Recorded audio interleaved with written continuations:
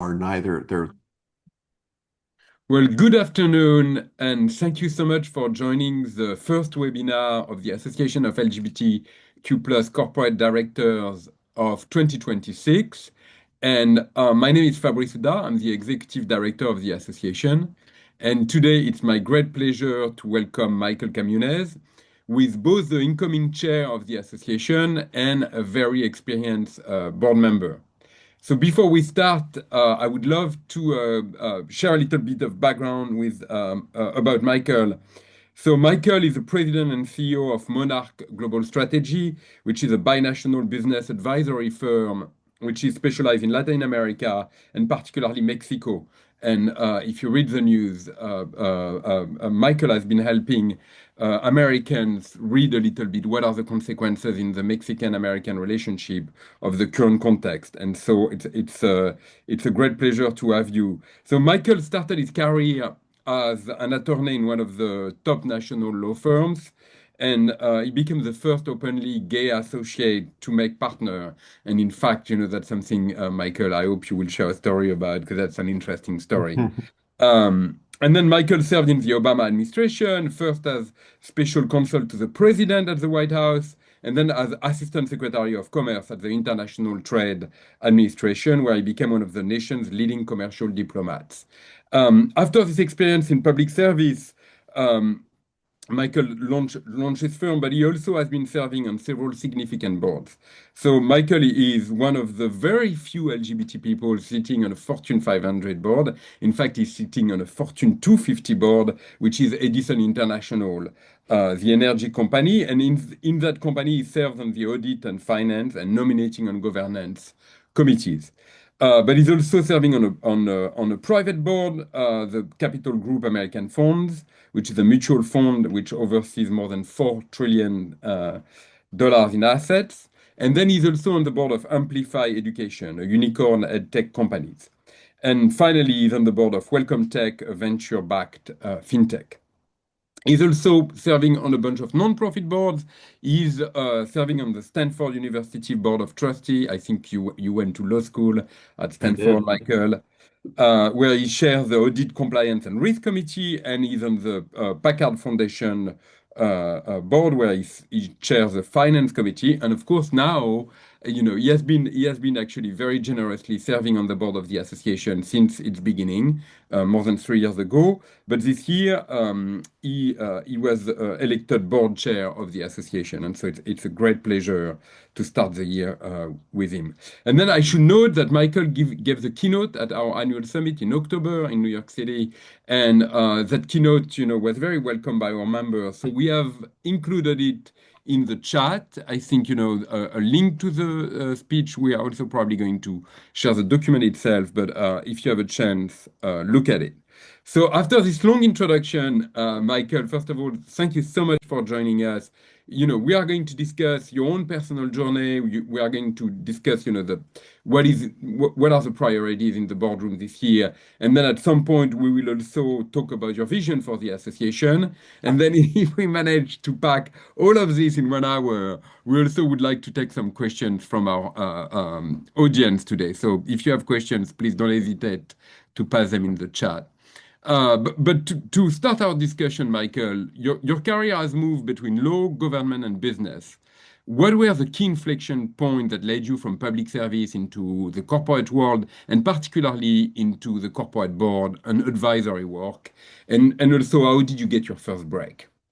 Yeah. Well, first of all, let me just say good afternoon to everybody. It's really great to be here, Fabrice. Thank you. It's always hard to follow Fabrice with that charming French accent and that je ne sais quoi that you have in the way that you so charmingly deal with us all. I do, on a serious note, I do want to say, just to express my sincere thanks and appreciation to Fabrice for his leadership of the association. It was really his vision that founded the association, and when he asked me and others to join as founding board members, I was very happy to do that, and it's been a great experience. So thank you, Fabrice. It's always a pleasure to be with you, and hello to all of you. Yeah, it's always when I think about my path to corporate directorship, to being on a corporate board, it's always something that I kind of smile at because in some ways, like so many people's journeys, it was a little bit random and a little bit lucky. I think lucky and being lucky and having good timing is always helpful. I have dealt with boards and CEOs throughout my career. As a lawyer in private practice, advising audit committees and boards on various matters, and also, frankly, dealing with boards as a commercial diplomat in government, with companies, I should say, and seeing how the private sector and how corporate America is just so uh, at the forefront of our lives, obviously, in terms of influencing culture, setting agendas, pushing back sometimes or not on politics. And I just frankly wanted to be part of that governance. And it was something that always appealed to me. I wanted to not just be on the receiving end of that, but to be a part of helping to manage and direct corporate strategy. And I've tried to be selective and careful about the types of industries and companies that I work for, because I think it is really important as you think about your own board journey to find institutions with which you have a strong alignment, both in terms of your interest and your skills, but also your values. I also, frankly, had a path to the corporate board that had a lot to do with the nonprofit sector, and we'll talk more about this. But learning board dynamics and governance issues and board culture through the lens of just being on nonprofits at the earliest stage of my career was really helpful. And that also kind of gave me a better appreciation for what board service might be like. My, you know, after I left government service and I returned to the private sector, I was kind of deliberate in not wanting to be a lawyer anymore. And I would say that was the first thing not that lawyers can't be on boards. There are many lawyers who are on boards, but I think it's hard not to be typecast when you come to the board as a lawyer. The company has a general counsel. They're not looking for lawyers to be lawyers. But for me, I knew it was going to be important to pivot to the private sector. I had spent a lot of time as a commercial diplomat doing, advocacy for companies in the private sector and global markets. I knew that was an interest of mine and something I built up some expertise around. And so I was thinking actively about how I could leverage and translate that experience into, a board opportunity. In my case specifically, I was lucky, as I said. I had a friend in Los Angeles who is and was a very experienced corporate director, and she knew of my interest. By the way, that's another thing. I let people know. I began to communicate my interest and began to talk to people that I happened to know who had board experience to get their thoughts on what they enjoyed about it, what they didn't enjoy about it, what the challenges were, what their journey and path to the board was. So I started to do that kind of networking. And Linda Griego, who's a good friend of mine, who is on the CBS board. She's been on probably 5 or 6 major public company boards. Knew of my interest and was supportive of it. She thought highly of me and thought I'd be a good candidate. And she very kindly, she at the time was the chair of a hospital board in Los Angeles, and she invited me to a lunch, and she strategically placed me at lunch sitting right next to the person who at the time at Korn Ferry led their board practice in Los Angeles. And I had the chance over a typical fundraising lunch, having nothing to do with corporate board service. But I spent 2 hours, at lunch with this Korn Ferry executive, and got to know each other really well. And I knew she was a headhunter. I knew what she did, but I didn't. There was no specific opportunity we were talking about. But turns out about 4 or 5 months later, she got the assignment from Edison International to find their next board director. And I think that conversation went a long way in terms of her view of me as a candidate. It also happens to be the case that at the time, Edison was looking for somebody with the profile of my profile. And that's another thing I want to mention is that, this is where the luck comes in, the timing comes in, because today, being on the Edison board, we're actually in the midst of a search right now for a director. But what we're looking for today looks nothing like what they were looking for, 7 years ago when I joined the board. And so it's absolutely the case that if I were a candidate for Edison's board today, I wouldn't necessarily be a strong candidate, not because my skills have changed or because of my experience, but because I don't bring the particular profile that the company is looking for today. So I was just lucky at the time that what I offered matched what the company was looking for and what they needed. And so there is a certain degree of timing, but I was very fortunate. And then, as the saying goes, once you're in the club, it does seem to be that other opportunities come along and other thing, one thing leads to another. It reminds me a little bit of when I was young, trying to establish credit for the first time. When I was a teenager, I wanted to get a credit card, but no one would give me credit because I didn't have credit. And I said, well, how do I get credit if I don't have credit? I said, well, that's a good question. It's kind of being on a corporate board is a little bit like that. Everybody has to get their first break somewhere. And that takes, I think, just a good mix of timing, luck, and being the right person at the right time. And then frankly, it's really about not so much uh, you knowing people, but people knowing about you and your interest and being top of mind when those opportunities come. So in all those ways, I would say I was very fortunate and I count my lucky stars. Well, you say timing, luck, and profile, but also from the story, the network played a key role, and the Yeah, fact absolutely. that you were Absolutely. investing in the network and that you went to that lunch in Los Angeles, Absolutely. you know, Absolutely. and you didn't stay home, right? You basically No, were there. absolutely. And I Yeah. and I think that's true for all of professional success, the network. I tell young mentees that I'm mentoring now all the time that, so much of success in life is those things. It's timing, it's being prepared, of course, but it's also just timing and good luck and having the right network and knowing the right people, and more importantly, having the right people know of you. And that's why I think, the association and other groups like ours are so important, bringing our community together, letting us get to know each other, making us aware of the talent base, the extraordinary talent base that's out there, so that when we hear of opportunities, our candidates are top of mind. I love what you said about lawyers and the board. I think sometimes the board is a bit suspicious of lawyers, right? That they are going to come in and they are going to kind of monopolize the conversation and provide advice. And so, in many ways, getting in the board is not the only thing, right? It's also knowing how to behave on the board. And I would love for you to talk a little bit about what helped you in your board journey to be a good board member, right? And what made you ready the day you went to your first board at Edison, how were you already prepared to be a board member? Yeah, that's great because one of the most important learnings that we all go through, regardless of how prepared we are, is learning to adapt to the role of a director. And, we've all heard the cliches about how directors are, eyes in and hands out.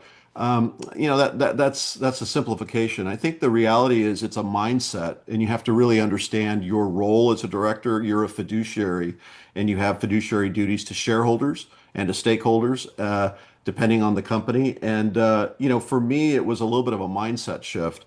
Um, I think that there is a learning process in that. But I would say again that my prior service as a director on nonprofit boards was actually really helpful because boards are these organic systems, right? They're a group of people that relate to one another and they function as a group. And you sort of show up, you enter the group, you're initially the new person, the outsider. You have to find your way onto the board, really quickly understand board culture, understand the dynamic between the board and management. That's different in every company. The dynamics are different. And you really have to understand how you fit into that ecosystem. And so, for me, in terms of what did I do to prepare myself, I think part of it was I really drew on the learnings from my prior board service in the nonprofit space, just thinking about my role as a fiduciary, thinking about governance issues and challenges, but also, just thinking about like what were the hard skills as well that I was going to need along the way by both being intentional and knowing what I wanted to do, and somewhat by luck as well. Because of my practice, I was exposed to certain financial accounting principles, and financial literacy is really important in the corporate board space, much more so. That's one of the big places where nonprofit and for-profit boards differ, but getting your financial literacy skills up to speed. And I'm not a CFO, and I still often feel at a disadvantage sometimes with other board colleagues who have corporate finance backgrounds. But through my law practice and through other things, I tried to expose myself to issues that I knew were going to be relevant. So I'm not sure if I'm answering your question, but I think that it's difficult to prepare oneself, for board service. I do think that, what I said earlier about having to step out of your role and your professional identity. For example, I've been in a situation where we have fellow directors who maybe come from a strong supply chain management background or whatever their particular issue is. Their job on the board is not to be the supply chain manager for the company or to be the CFO for the company or to be the general counsel for the company. It's to draw on their experience, to know how to ask the right questions, to understand sort of how to approach risk and risk management, how to be strike the right balance and being an ally to management, to support them in doing their job because you want them to succeed and you want there to be trust, but also knowing how to have the right degree of skepticism, which is, I think, very, very important for the board. Um, so I think those are important. I think the other thing that I started to do was begin to think of myself beyond, you know, being a resume. I think so many times when I speak to board candidates, I hear of people that they present themselves to me as potential candidates just as a summation of their resume. I did this and then I did this and I've done this and I've done that. And that's fine and it's accurate, but you have to sort of think of yourself from the standpoint of like a value proposition. What's my value proposition for this company? How do I fit into, as I said, this ecosystem, and what value do I bring? How do I answer the question, this company, needs me because I bring, this collective and unique set of life and professional experiences to bear on this particular company in this particular industry at this particular moment in time. And I think changing that mindset from being an operator to a fiduciary, thinking about yourself not just as a collection of career notches in the belt, but thinking of yourself in terms of, wow, I have experience, I can bring value holistically to an enterprise. I think that's really important, frankly. I'm going to ask a question that might be a bit uncouth, but you're basically describing all the things that they are valuing in you as a board member and they value in a board member. Do you think that there is also, among the boards you have, do you think that people also want to access your network? Meaning the fact that you were in the White House, that you know people that are in public service, the fact that you also have the Harvard, Stanford connection. Do you think that this is something that is part of that value proposition? I'm not sure, to be honest. When I think about each of my boards that I'm currently on, the corporate boards, I don't think that maybe with one exception, with one of the smaller private companies where my network actually, in the context of a startup, is helpful with And opening. we at the association, we also value your network. Well, thank you. I'm glad. But I think in the larger companies, I'm not sure that's the case. I don't think they're really. I've never been asked as a director to open a door or to leverage my network for the benefit of the company. But I think that network is more reflective of a set of experiences and a set uh, a set of experiences that I've had. I think it's also validating to a certain extent, but I want to be really careful because it's clearly not the case that you have to go to an Ivy League school or work at the White House to be on a board. There are many, many examples of people with incredibly diverse professional backgrounds, some of whom have spent an entire career in one sector, moving up the chain in one sector or moving across companies as a CFO, and they eventually retire and join corporate boards and do very well. So I don't think that's the case necessarily, but I do think it brings a certain amount of credibility. And I think we just each have our own unique combination of factors and profiles that make us who we are. So one question I have is regarding committees. In a lot of boards you are on, you actually serve on committee and chair committees. Mhm. Um, I am on some non-profit boards as an example, and sometimes I don't serve on any committee. Is this a conscious decision that you make that you want to be on committees on the board you serve on? And then second of all, some of your experience is around nominating on governance committee, and I would be interested to know if that's kind of a specialty you have, and also what kind of skills and knowledge are valued on the nominating and governance committee. Yeah, so it's interesting. I think as a general matter, when you're on a private board, a for-profit board, whether it's private or public, there's an expectation that you will serve as a director on at least a couple of committees, and so you don't really have a choice. That's part of what you're signing up for.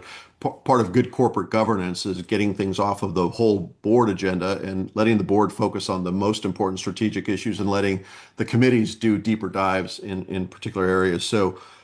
Sometimes you have a say in which committees you are initially assigned to. The chair might ask you, and sometimes every company has a different approach. I mean, but I have always, enjoyed being on the committees and have gotten a lot out of them. Sometimes even the committees that may seem to some not very interesting or more technical and not as sexy, like an audit and finance committee or a safety committee turn out to be incredibly important and central to the core of the business and to helping educate you quickly on what the core challenges the company's facing. Audit committees deal with enterprise risk management as well as financial controls and things that really go to the core of the business. So committee service is important. Sometimes committee work might be a function of your particular expertise. For example, we have some directors, on the Edison board who come out of the utilities industry and have a lot of experience in safety issues, and they serve on the Safety and Operations Committee, and they bring a lot of depth to that. When I started at Edison, I had no background necessarily in the power sector or running or managing utility, so that was a new thing for me. I think the committee work oftentimes is just something that you rotate through that enables you to build, your familiarity with the company, but also bring your lived and professional experience to bear as well. What was the second part of your question, Fabrice? Oh, No, I the mean non-gov it's committee, the about the nominating. nominating and governance Yeah, committee particularly because that's one of the area in yeah. which you are Yeah, NomGov is really important for public companies, in part because on the nominating side, you are managing the continuous refreshment of the board. And these days, institutional shareholders have an expectation that you're not going to have board tenures that are overly excessive, and there will be natural attrition, retirements, et cetera. And bringing the right people onto the board and continuing the excellence of the board is critical. I had the advantage when I was at the White House. When I first started at the White House, before I joined the counsel's office, I was one of President Obama's point people on appointments at the presidential personnel office. In the first 6 months of the administration, we were entirely focused on building the government from the cabinet down, Senate confirmed, cabinet leaders all the way down. And so I had a lot of experience in dealing with senior executives, recruiting executives, and sort of assessing executive strengths and fit for various roles. That certainly has helped me on the NomGov committee, but again, I think that's kind of unique to my background. But sort of having a strong sense of the culture of the board, the culture of the company, and knowing what kinds of profiles fit best with the company, understanding what the company's needs are in terms of particular skill sets, or almost every board these days has a skill matrix where you sort of have an ongoing understanding of what the strengths and weaknesses of the board are. So NomGov is important to that, but it's also important for governance. There's a lot of governance issues in today's public company environment that NomGov committees deal with. This transition, the whole DEI topic that I'm sure we'll get into at some point, ESG, how companies are responding to stakeholder demands, shareholder demands, and a lot of these things come out in the context of corporate governance. And so the committee deals both with people and policy, and it's been quite rewarding. Yeah, and before I also want to talk a little bit about your experience as an LGBT board member, right? Because that's part of our topics here. But I had one question for you, which is when I was thinking about your journey and the fact that you were a lawyer in a top law firm, which probably was taking most of your time, right, or 90% of your time, Yeah. and then you were at the White House, which is probably a flame.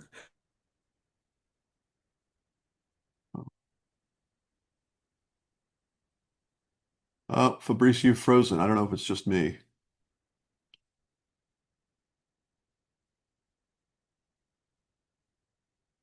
Did I freeze? Or can you still hear me? No, Michael, I think it's Fabrice.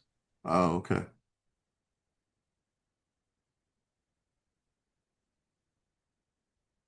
Huh. Maybe we can send him a note, Raquel, that he's frozen and needs to drop off, or maybe he'll I, figure it out. I- I'll reach out to him. Sure. Meanwhile, if there are any questions from the audience, if you put your questions in the chat, I'd be happy to take those while we're waiting for our technical difficulties to resolve. I see we've got a good number of folks out there.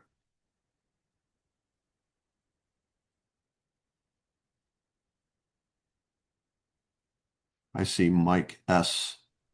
Yeah, has a sorry about that. That's very dramatic. My phone crumbled. So my question to you, Michael, was that you went from having a main responsibility to having a portfolio of activities. And Mhm. so how do you manage having so many different responsibilities at the same time compared to in the past when you basically had one main task to concentrate on? How do you manage the various responsibilities?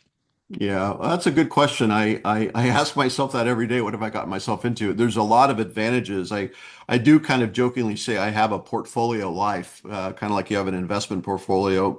My investment of time is very much distributed across my day job, running Monarch Global Strategies as CEO, serving on various corporate boards and nonprofit boards, and then of course my own raising my kids with Stephen and my own family commitments, which are not minor in any sense. How one manages it, I guess it was a difference. I mean, one thing as a lawyer, as a partner at a major law firm, I was always managing multiple clients and multiple engagements and cases that were staged differently. So I was kind of generally used to it. And certainly when I got to the Commerce Department and was an assistant secretary of commerce and was traveling, the world basically doing commercial diplomacy and advocacy, but still running a department with substantive responsibilities. I think it's just, frankly, I don't think it's unique to me. I think it's just one of the aspects of being a professional in today's modern age. We all have multiple demands on our time. It really requires good time management. It requires, having good help and support.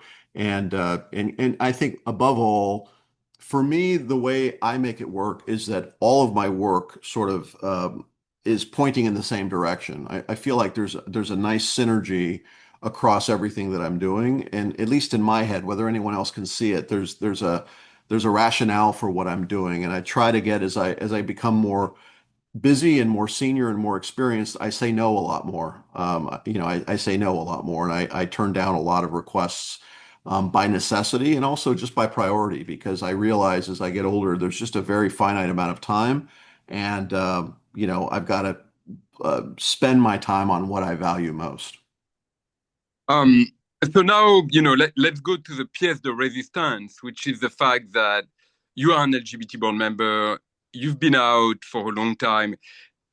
There's two questions I have for you. One question is you in your speech you gave at the association in October, you spoke about what you felt, very well, right? You felt about what is the added value of LGBT people in the corporate world, right? Yeah. And in some extent, you painted a picture of what the sensibilities of LGBT people are and how it contributes to the boardroom. So I would love for you to talk about your thoughts about this when it comes to your own contribution in the boardroom. And then you talked about also coming out, a pretty cool story in a partner outing with your Yeah. partner when you were in the law firm. And I would love for you to share that with our listeners. Well, I'll start with that one because it's an easy one to tell. When I was an associate in my law firm, launched a new values award in which we're a global firm with a footprint in different well, in the United States and overseas. This is when the mega firms were starting to grow. And the firm wanted to do something to hold on to its core values, the sense of identity that the firm used to feel that many partners felt we were losing as we were growing. And so they created this values award to recognize the partner and associate and staff member who best embodied the firm's values around certain qualities and traits of leadership, citizenship, and contribution, and other things. And to my surprise, I was selected as the first associate to win, the first non-partner to win the inaugural award. And when the chairman of my law firm called my assistant, my executive assistant, my legal secretary, basically, to say, hey, confidentially, Michael's going to win this award. We're going to bring him to the partner outing, in Newport Beach, and we want to invite him. Does he have a wife or a girlfriend that we should invite? And my assistant, Carol, who was this, tough, feisty New Yorker from the Bronx, she was so indignant at the question. And she said, he doesn't have a girlfriend, but he has a partner, and his name is Steven. Now, I was not out at the time. This was like 1999, 2000. I was, not out. I was out, and so and there's a whole reason why I wasn't at that time. I try to remind people this was pre-Will and Grace. But next thing I know, I get a letter in my inbox, and the chairman of the firm has sent me a letter. The chairman, by the way, is a conservative Republican, a former White House counsel to Ronald Reagan, and the letter begins, "Dear Michael, congratulations, you've won the inaugural Values Award. Blah blah blah. We would be pleased if you and Stephen would join us at the partner outing."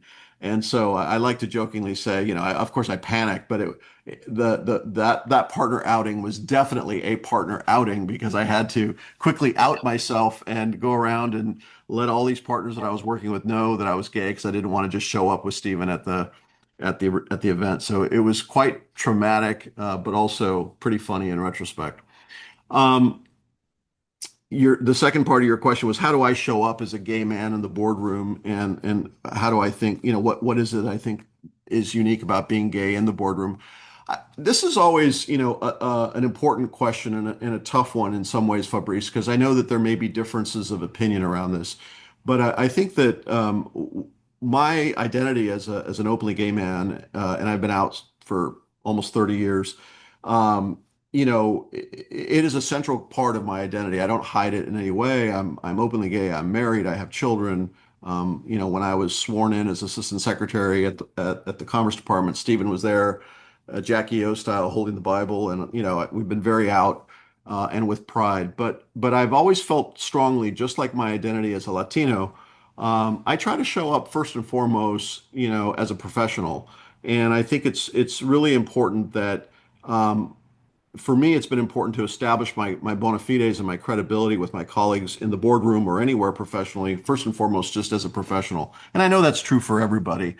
I think, boards in particular are somewhat allergic to identity politics of any kind or stripe. The premium in boards is culture and cohesion and getting along, right? And so it is difficult to navigate one's identity in the boardroom. Some people think that being gay is absolutely and utterly irrelevant to being a corporate director. No one understands. When I was featured in the USA Today as one of the few openly gay boardrooms members in the corporate boardroom, the number of hostile comments that came out, asking, why is this even relevant? Why is who you sleep with, relevant to You your should service? never read the comments. Never read I the learned comments. that. I learned that, and I don't anymore. But it was painful at the time because of the vitriol. But I do think it is relevant. I mean, so first and foremost, the way I tried to frame it at the keynote, and I appreciate you at the summit in my keynote, and I appreciate you circulating those comments, and I'd encourage folks to read it because I do think it tries to make an articulation of uh, why it matters whether there's LGBTQ representation in the boardroom or not. I think fundamentally it's about corporate governance and excellence. I think that, we are living through what I call a courage recession. There's been a retreat on the DEI front, and not just on the DEI front, but just a retreat in general across the board on people willing to speak truth in the face of what we see across the board of many things that are just wrong. And I think that the biggest risk to boards today is I think groupthink. And I think diverse boards ask better questions and surface risks earlier. And I think that homogeneity breeds overconfidence and diversity produces wisdom. That's my fundamental belief. I think LGBTQ directors, especially of my age and my vintage, and I think, frankly, the reality is most corporate directors are going to be just because of the requirements to get on the board. You'll find very few corporate directors in their 30s or 40s, maybe except in the context of startups. But for public companies, for the most part, if you're 50 and you're on a board, you're considered a young director. So we're talking about people of a certain vintage who've had a certain life experience and have had a certain trajectory as openly gay and lesbian people. And I think we've had to learn to navigate, our identities. We've had to learn to read rooms. We've had to learn to calibrate risk. And I think that we bring a strong awareness of the unwritten rules of, as I said, risk management, of reputation, of trust. And I think that boards and companies are increasingly governing around issues of trust and not just financial management. So to me, the LGBTQ experience is relevant in terms of it produces, I think, in many of us, a kind of critical thinking, a kind of emotional intelligence, for lack of a better word, knowing how to navigate difference. And in an environment where we're so highly polarized, I think knowing how to navigate difference, bringing that emotional intelligence, bringing that lived experience to bear, I think is important. But nothing is more important. Nothing is more important than excellence in the boardroom. So, you know, I think being gay or Latino or any attribute is secondary to, do you bring the substantive skills that are needed? And I think that's something that we're all very clear about. But I do think there's a strong case to be made for our presence in the boardroom. It's not about who we sleep with. It's about how we think. It's about how we perceive. It's about how we navigate difference. And those qualities, I think, are especially important at this moment in time. You're on mute, Fabrice. Thank you. We still have a lot to cover, and I Yeah. really want to have, an opportunity to discuss about serving on a board in the current context, which is a difficult context in America, where companies find that they're pulled, sometimes into politics and talking a little bit about the anti-DEI movement and how you navigate this. But one thing that is very particular about your experience is that you serve on very different board, right? You serve on a private board, you serve on public board, you serve on the board of a university, which is a prestigious appointment. What kind of difference do you see in those boards? Are the requirements different? And also, do you show up in a different way in those different boards?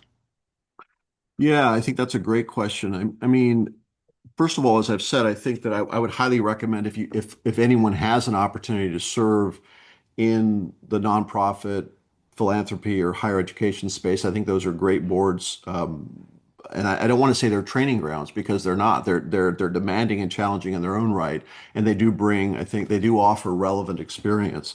The similarities include, as I've Yeah, already and if mentioned. I may interrupt you there, we see a correlation between Fortune 500 board member and the fact that they tend to serve on the board of higher education. Hmm. It's pretty Yeah. striking when you look at the Yeah, when I data look at board my members. colleagues on the Stanford board, there's a number of corporate CEOs and a lot of corporate directors. I'm sure for various reasons. I think there are some similarities, Fabrice. Certainly, as I've mentioned, knowing how to navigate board dynamics effectively is really important, and that happens in both the public's and the for-profit and the nonprofit setting. Understanding, governance and really getting comfortable in your role as whether it's a trustee or a director is something that is different from being, the president or an executive at the university or the CEO of the foundation or the CEO of the company. And I think those conversations that you have around strategy, around management, around mission are very similar in many respects. The context is different, but the dynamic is quite similar.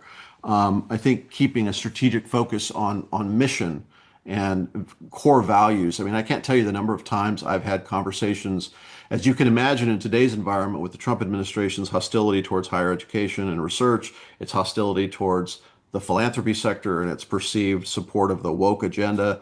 In virtually every conversation, I'm talking, in the board context about values, mission, how we stay true to our core mission and not back down from so the bullying and the hostility that's coming our way, but also not necessarily seeking a fight with the administration. These are similar conversations that we're having in the boardroom, how we stay true to our core values, how we do what we have to do to not disrupt the mission of the institution, but also at the same time, on the other end of the equation, not just cave or become complicit and acquiesce in advance to demands that are unreasonable or demands that ask us to compromise our core values around, important issues. So these are very similar conversations that I'm having in both the public and private sectors. There are important differences, though. I mean, I think the accountability to public markets, to the capital markets, the financial reporting, the regulatory oversight, these are things that are very different in the public company context that are just realities that you have to deal with. But I think that the overall, I guess I would say one other thing that's important. Board politics are important in both. And one of the unwritten rules of becoming an effective director is quickly learning what the rules of the road in your given boardroom are, how board culture and personalities influence. There are board politics. There's a certain, every board has its own way of arriving at a decision. As I mentioned, for some boards, there's a lot of groupthink and a lot of consensus that evolves quickly. In other boards, there's more tension or more deliberation and more, I don't want to say conflict, but sometimes conflict of ideas. Rarely do you see open hostility or disagreement, but you do see opposing views. And knowing how to navigate that effectively, especially now bringing it back to the DEI context and being gay. I mean, I can't tell you how many times that I have wanted to say something when there's a DEI discussion going on, and I've had to really think critically about how I calibrate my remarks because on the one hand, I want to be true. I am not there as a representative necessarily of any community in particular, but I am there to express my values, and my values do include respect for difference and respect for diversity and respect for our community in particular. And I think that knowing how to show up in your identity, without being labeled or branded or without being marginalized or isolated. You don't want to just be the diversity director. I have felt this tension many, many times in the context, for example, of discussions around HR, talent, succession planning, looking at in any context, looking at our bench, the profile of our management team, when we talk about succession planning and look a few layers down and I don't see the kind of diversity that I would like to see in some cases. How do you express those views without being like Johnny One Note that, oh, of course Michael's going to raise that issue, and I'm the only. So figuring out how to navigate those politics, how to seek out allies that you can talk to offline, that you can prepare and help so ensure that they'll show up for you in important ways. Sometimes they might make the point for you so that you don't always have to be the one making the point on diversity, for example. So navigating those politics is the same across public and private companies or entities. And I think getting to be skilled at that, and I will, you'll have to talk to my colleagues to tell you whether I'm good at it or not. I think there are times that I have been successful. I think there are times when I have not been successful. And, it is a learning process. It's more art than science, and learning how to show up, learning how to advocate for your values, but also in the context and the framework of being a fiduciary. I mean, another big difference is that, as a fiduciary, you are constrained. I have had conversations with management where they're talking to me, just as an example, about some gay employees that were upset. I don't want to name the company, but you might be able to figure it out. But there were some LGBTQ employees who were upset about some management decisions that were made around content choices that had to be made to be responsive to the current administration. And, they were looking for advice on how to communicate effectively with that constituency within the company.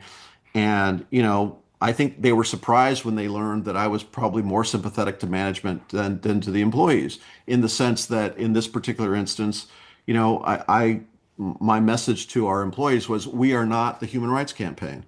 We're not Lambda Legal. We're not a civil rights organization. We're a for-profit company that has to deliver these services. Our customers are, in this case, public contractors. And, if we're foolish and we lead with ideology, we're gonna go out of business. And then who are we helping? And so those conversations are really complex, and they get very difficult. But I'd like to think I'm better suited at having those conversations, given my lived experience and my identity, than somebody else who maybe doesn't have the same sensitivity or appreciation. And they seem to share that opinion because you were listed among the NACD 100 board directors last year. You must do a somewhat good job. I hope so. But, closing it on the current context, you were very clear about the importance of having North Star, but also being pragmatic in the current context on DEI issues, right? But what about all the other issues, right? Because companies are Yeah. facing artificial intelligence, Yeah. a huge shift in geopolitical context. Is there something that you think is value? You were talking about value proposition earlier. Is there something that makes a good board member in a very uncertain environment? Something that maybe could benefit member of the association in the sense of, what makes a good board member when everything around seems to be shifting? The rules of the game shift Yeah, no, that's a quickly. great question, and I'm not sure I have a good answer, except that I think remaining intellectually curious and very flexible. I think uh, it is not the case that once you arrive on the board, you've made it and you're there for 10 years or whatever. It is a dynamic environment.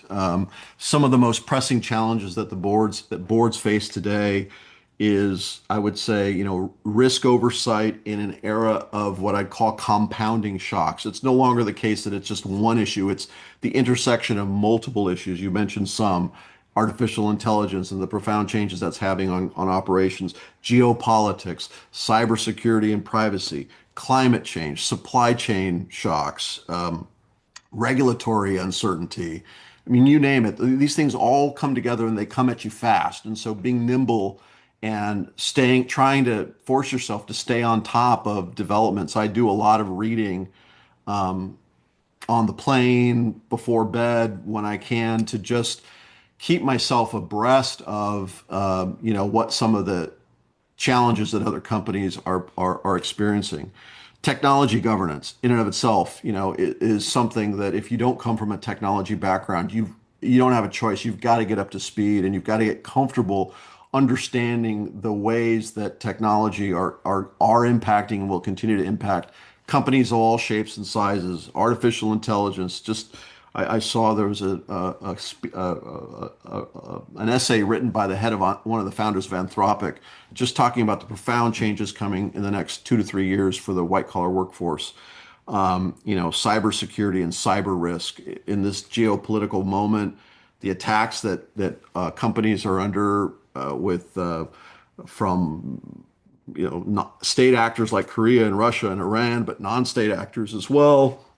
Data privacy, the risks, the reputational risks, and the real risks that companies face when data gets breached and leaked and customer data gets disclosed and whatnot.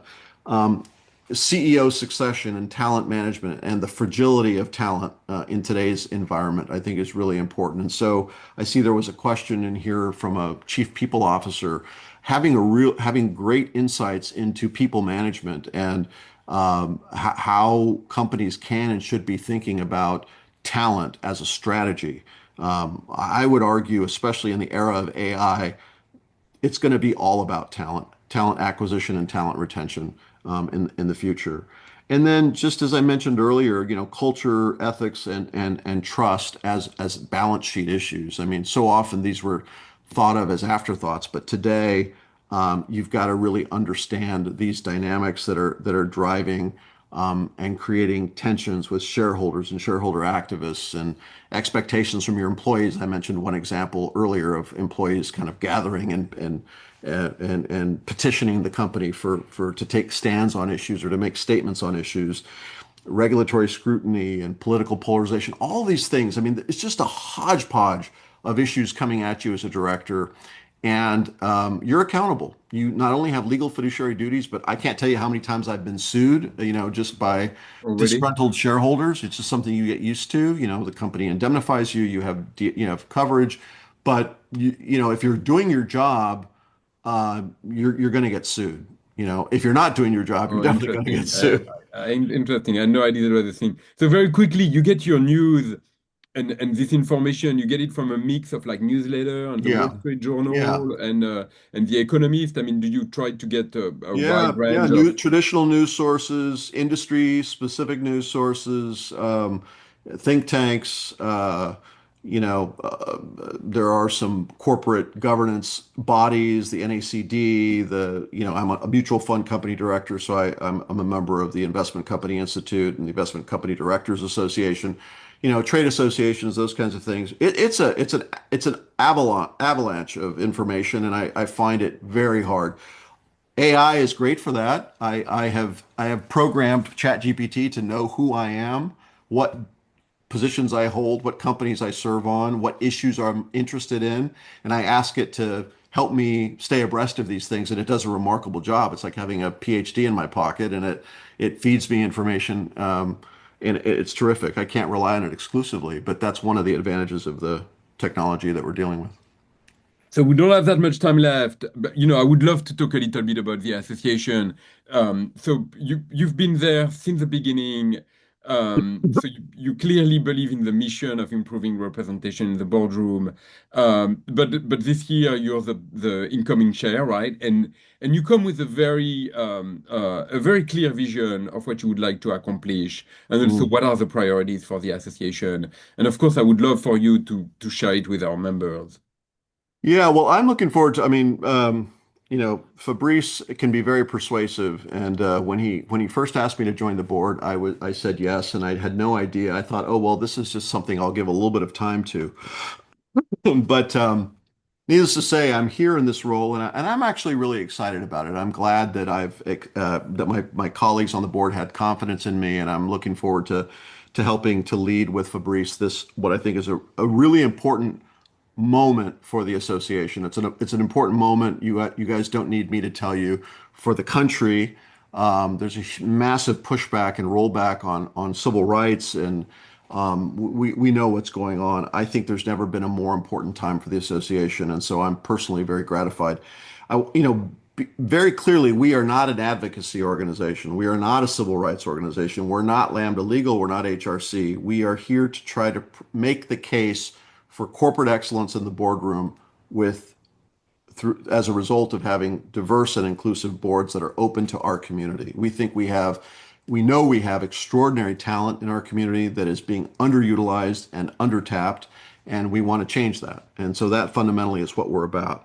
My priority as board chair, my priorities include things like just building the organizational capacity. We're just 3 years old.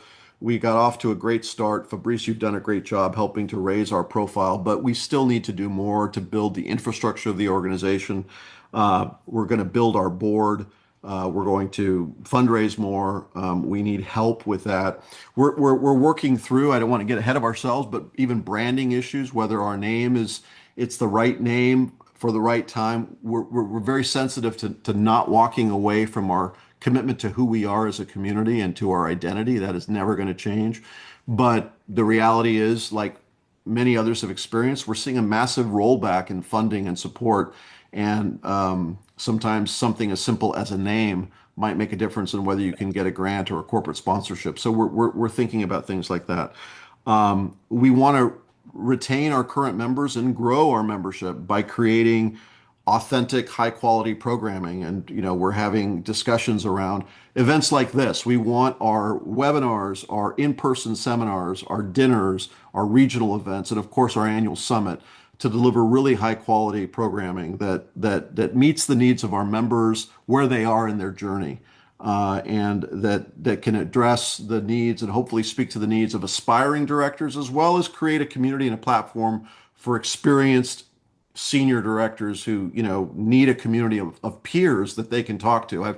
I've shared this story with Fabrice, and I'll share it here, that when this whole Trump rollback on DEI first came out and it was just chaotic and he was threatening to sue everybody, I picked up the phone and called, a friend of mine who's a very experienced director on two or three companies, one of which, well, I won't name the companies, but they're household name companies. These are, in one case, $1 trillion market cap, a multi-trillion-dollar market cap company, a technology company. You could probably guess which one that is. And she's on the board of a big retail company, and big brands, big companies, big issues. And I picked up the phone and said, "Hey, we've known each other a long time. How is this showing up in your boardroom? How are you thinking about these issues? How are you showing up in the boardroom? Let's brainstorm and strategize about, we both care about these issues. How are we going to show up?"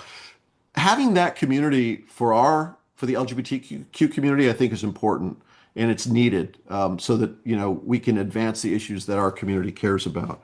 So deepening our membership base, providing tailored programming to people at their different stages of their journey, and then, frankly, as I just mentioned, building a strong network. Now more than ever, our community, especially in the private sector, in the business community, we need to pull together and we need to support each other. We need to know each other, first of all. I don't think it's impossible for us all to know each other, but I think we can do a better job of reaching out and creating gatherings and convenings where we get to know each other better. And we can be a support to one another. And of course, the ultimate yardstick is whether we see a net increase in the number of directors serving on boards. That's a very hard challenge. In this environment, honestly, we're seeing those numbers retreat. It's going to be an uphill climb. I can't promise you that we're going to, make X number of placements in a year, because it's largely out of our control. But we're going to make the case. We're going to make sure that our people are getting the skills that they need, that they understand how the game is played, they understand how the network works, and we're going to do our best working with headhunters and strategic relationships to make sure our people have a fighting chance, our community has a fighting chance at representation. And I also, frankly, want to be a part of changing this narrative around diversity, equity, and inclusion. The pendulum will swing. I think history is going to be a very harsh judge on those who just fled from it at the first sign of threat. But we have to do our part in framing the argument, making the case based on excellence, based on governance, based on performance, not based on identity. But identity, of course, is an important part of it, and it's something that we're going to work on. So those are some of the things I want to do. It will manifest itself, I hope, in things like shining a spotlight on some of our members, in membership profiles, an increased and improved newsletter. At our annual gala, we're talking as a board. These are not decisions that have been made, but maybe having an award to recognize a prominent LGBTQ director or two, to call attention to excellence in the boardroom that's being contributed by our community. So, Michael, we only have 3 minutes left, but I want to finish with a question of one of our members, and I think I know exactly what you will respond, and you responded already a little bit. But a question from Mike is, do you think that in the current context, we might actually realize that being gay is a disadvantage when people are looking at your profile, right, for a gay member? Or on the contrary, do you think that there is some organizations that are going to value having an LGBT board member in the boardroom? That's a really hard question to answer, and I want to be intellectually honest. I mean, I think that what is certainly the case is that being put forward and positioned as a gay director or an LGBTQ director is not the answer, and could hurt you. I think if the focus is like anything, I think this is true for any diversity group or any representation. If the idea is, I don't think there's a lot of appetite for bringing on directors because they're gay, full stop. But I think if what we can show is that our community offers this deep reservoir of talent, and that can add to the value of the company, and can add real value based on professional expertise and experience, and brings a skill set that can really help contribute towards the improvement of board culture and governance, I think that's a winning formula. And so, while I think it's a question of degree, I think it's really important that we recognize and be sober-minded about the reality of what that we're facing. You know, there might have been a time in the distant past where, search committees were explicitly looking for diverse candidates of particular profiles. I think those days are gone now. So what we have to do is really redouble on our commitment to positioning our people as sources of strength and excellence with strong credentials, demonstrated experience, strong track records, strong recommendations, knowledgeable of the events facing boards, with sector or industry expertise. And by the way, they're gay and they have these wonderful additional qualities and lived experiences. I think that's the winning formula. It's not easy, but that's the battle that we have, and I think it's very winnable. Well, and I think that's a perfect way to end because in many ways you describe what is the mission of the organization, which is to equip LGBT board members with the knowledge, the network, the skills, and the way to present yourself that is going to make sure that Yeah. they succeed in the boardroom and that little by little we increase representation. So I'm Fabrice, I know we're out of time, but let me just make a last pitch. I'm not sure how many people we have left, but if any of you who've taken the time to join us, first of all, thank you. But if you're not members of the association, I really want to encourage you to join and show up as a member. It's really important. If you know people who should be members of the association, reach out and invite them or let us know. If you know companies that would be interested in sponsoring us or supporting us in any way, let us know. We as a community really have to pull together to make this venture successful, and we can't do it alone. We really need all of your help. So I'm hoping and counting on each of you to do your part and help us be successful on behalf of our community. Well, thank you so much, Michael, and thank you for your time. And I hope we see you very soon, which we will. And again, thank you for sharing your journey and your view about the future for the association. Really Great to means a be lot. with you. Thank you, Fabrice. Good to see you See all. you Take soon. care. Bye bye. Bye bye.